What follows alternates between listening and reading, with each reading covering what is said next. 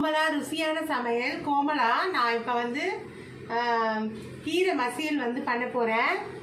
மணத்தக்காளி கீரை ஒரு கட்டு வாங்கியிருக்கேன். அதை நான் மசியல் பண்ண போகிறேன், கிடைய போகிறேன். அதுக்கு வந்து தேவையானது வந்து ஃபஸ்ட்டு வந்து ஒரு 2 ஸ்பூன் எண்ணெய் வந்து ஊற்றிக்கலாம். தேவையான பொருள் வந்து 2 தக்காளி எடுத்திருக்கேன், 2 வெங்காயம், 4 பச்சை மிளகாய், கொஞ்சோண்டு பூண்டு உரித்து வச்சுருக்கேன். நமக்கு தேவையான அளவு உரிச்ச பூண்டு போட்டுக்கலாம். சிறுபருப்பு வந்து கொஞ்சோண்டு ஊற வச்சுருக்கேன். தேவையான அளவு, நமக்கு தேவையான அளவு கொஞ்சம் ஊற போட்டிருக்கேன். கீரை கிள்ளி வச்சுருக்கேன், அலசி. இப்போ வந்து எண்ணெய் 2 ஸ்பூன் ஊற்றிருக்கேன். இப்போ வந்து பூண்டு வந்து கொஞ்சம் பூண்டு போட்டுக்கலாம். சும்மா லைட்டாக வதக்கிட்டு, லைட்டாக அந்த பச்சை ஸ்மெல் போகிற மாதிரி 2 வெங்காயத்தை வெட்டி போட்டுக்கலாம்.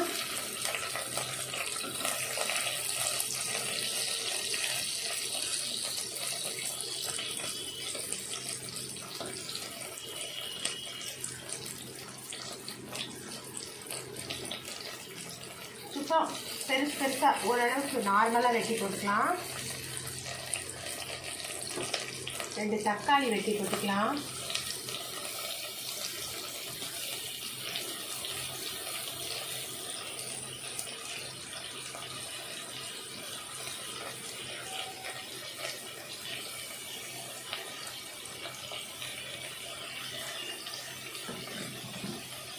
நாலு பச்சை மிளகாய் போட்டுக்கலாம். 2 அப்படி கிள்ளி போட்டுக்கலாம், உடச்சி போட்டுக்கலாம். இது வதக்கலாம்.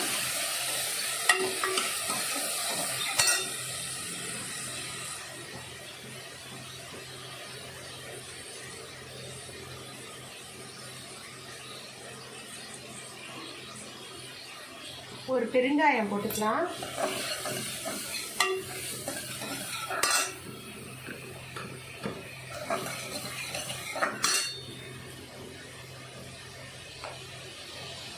கொஞ்சோண்டு மஞ்சள் பொடி போட்டுக்கலாம்.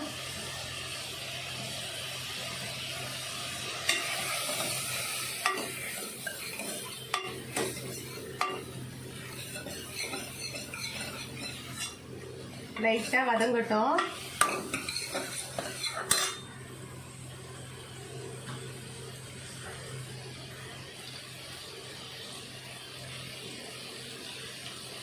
ஊற வச்ச பருப்பு போட்டுக்கலாம்.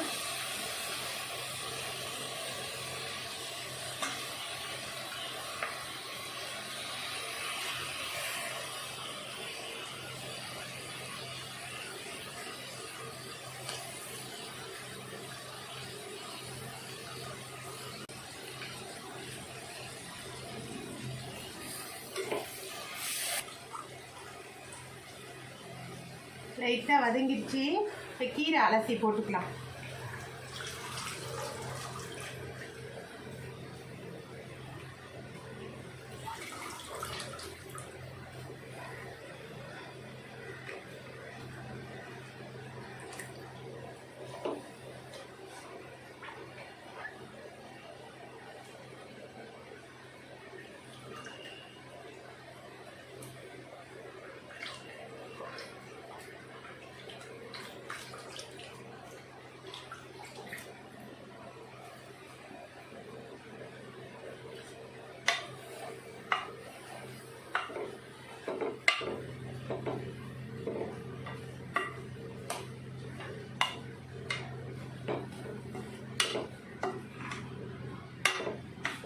இந்த மாதிரி ஒரு மெத்தடில் செஞ்சோம்னா நல்லா டேஸ்ட்டாக இருக்கும் சாப்பிட்றதுக்கு. நீங்கள் செஞ்சு பாருங்கள்.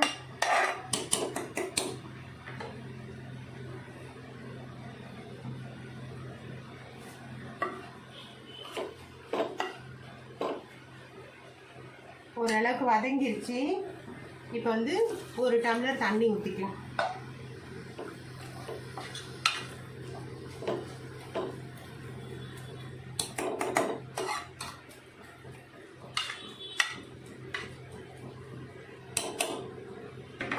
கீரை முழுகிற மாதிரி தண்ணி ஊற்றிட்டேன்.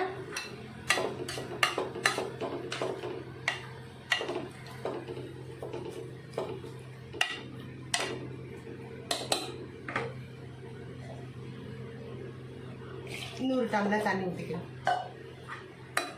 ஏன்னா பருப்பெல்லாம் வேகணும்ல. வெறும் கீரையாக இருந்தால் ஒரு டம்ளர் தண்ணி போதும். இப்போ பருப்பெல்லாம் வேகிறதுனால நமக்கு தண்ணி தேவைப்படும். அதனால் 2 டம்ளர் தண்ணி ஊற்றிக்கலாம். இப்போ வந்து நம்ம மூடிக்கலாம். மூடிட்டு 3 விசில் வந்தோடனே நம்ம கொஞ்ச நேரம் ஆற வச்சுட்டு அப்புறம் எடுத்து நம்ம மசிச்சு தாளிச்சிட வேண்டியது தான். இப்போ 3 விசில் வரட்டும்.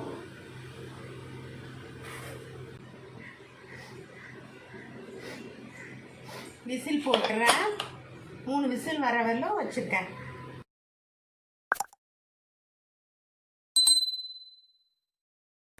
இப்போ வந்து ப்ரெஷர் வந்து இறங்கிடுச்சு.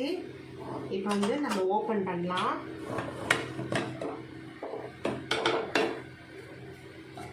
பாருங்க,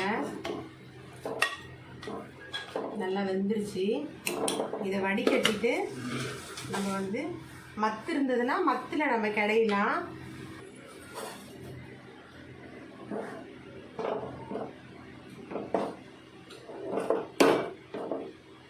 நம்ம வந்து வடிகட்டிடலாம்.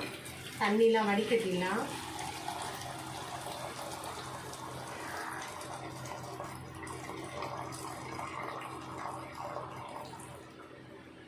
வடிகட்டியாச்சு. என்கிட்ட மத்து இல்லை, மேஷர் தான் இருக்குது. அதனால் இதை நான் இதால் நல்லா மசிச்சுட்டு நான் உங்களுக்கு காட்டுறேன்.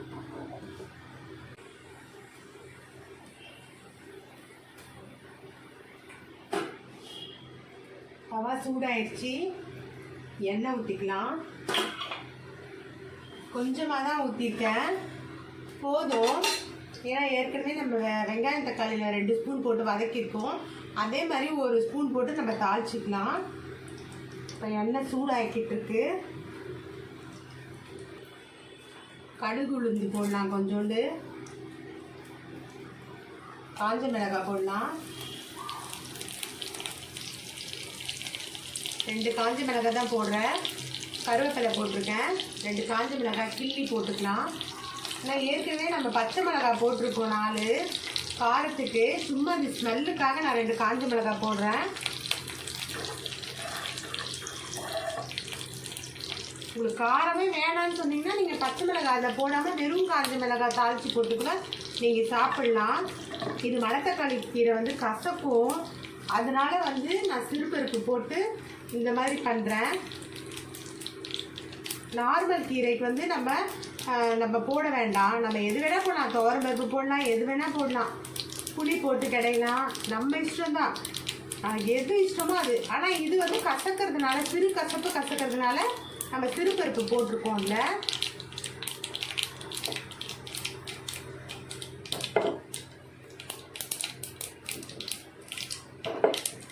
அதான் கடுகு உளுந்து நல்லா பொரிஞ்சிருச்சு.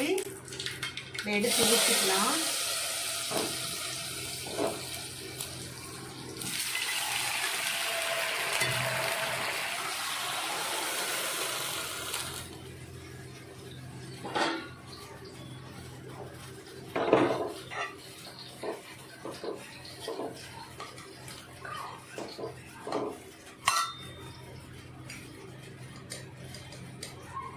சால்ட்டு போட்டுக்கலாம். கொதிச்சிட்ட பிறகு நம்ம இறக்கும் போது காட்டுறேன். கொதிச்சிருச்சு, ஏற்கனவே வெந்துருச்சு. அதனால் வந்து நம்ம அதிகமாக வந்து நம்ம கொதிக்க வைக்க வேண்டாம். புளி ஊற்றினா கூட நம்ம கொதிக்க வைக்கலாம். ஆனால் வந்து புளி கூட இதிலலாம் கிடையாது. அதனால் ரொம்ப கொதிக்க வைக்க வேணாம். லைட்டாக நம்ம கொதிச்சாலே போதும். இப்போ வந்து இது ரெடி ஆயிடுச்சு பாருங்கள். இது வந்து அவ்வளோதான், ஓகே. இதுக்கப்புறம் நம்ம வந்து ஆஃப் பண்ணிடலாம் கேஸை. இது வந்து உடம்புக்கு வந்து ரொம்ப நல்லது. மணத்தக்காளி கீரை நம்ம வயிற்று புண்ணு எல்லாத்துக்குமே நல்லது. அது இது சாப்பிட்டோம்னா நம்ம வயிற்று புண்ணுக்கெலாம் ரொம்ப நல்லது. அதனால் இது செஞ்சு சாப்பிடுங்க. இந்த மாதிரி மெத்தடில் சாப்பிடுங்க. உங்களுக்கு வந்து காரம் வந்து போட வேணான்னா பச்சை மிளகாய் போடாதீங்க. வெறும் காஞ்ச மிளகாய் மட்டும் லாஸ்ட்டில் கிள்ளி போட்டு தாளிச்சிக்கோங்க. அந்த மாதிரி பண்ணி சாப்பிடுங்க. எனக்கு காரம் எங்களுக்கு ரொம்ப பிடிக்கும், அதனால நான் போடுறேன். மற்றபடி வந்து நீங்கள் உங்களுக்கு காரம் இல்லைன்னா நீங்கள் லிமிட்டாக நீங்கள் காஞ்ச மிளகாய் லாஸ்ட்டில் கூட நீங்கள் தாளித்து போட்டுக்கலாம். அதனால் ஆனால் பெருங்காயம் மட்டும் எப்போதும் வந்து கொஞ்சோண்டு போட்டுடுங்க. ஏன்னா அது வந்து கேஸுக்கு ரொம்ப நல்லது. நீங்கள் பெருங்காயம் போட்டிங்கன்னா ரொம்ப உடம்புக்கு ரொம்ப நல்லது. அதனால் வந்து நீங்கள் பெருங்காயம் போட்டுக்கோங்க. சரி, இது செஞ்சு பார்த்துட்டு சாப்பிட்டு பாருங்கள். சாப்பிட்டு பார்த்துட்டு எனக்கு லைக் பண்ணுங்கள், ஷேர் பண்ணுங்கள், கமெண்ட் பண்ணுங்கள், சப்ஸ்கிரைப் பண்ணுங்கள். மறக்காமல் பெல் பட்டனை அமைக்கிடுங்க. பாய்.